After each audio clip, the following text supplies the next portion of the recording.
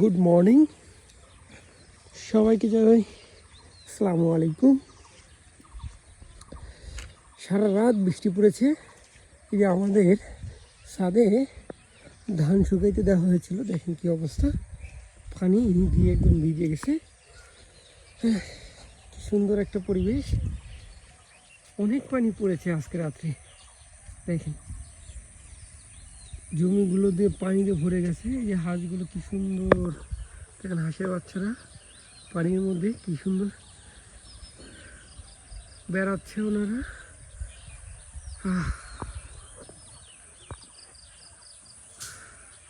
পাথরে আর কোনো ধান কাটা নেই, সবাই ধান কেটে ফেলছে, আর অল্প কিছু বাকি আছে।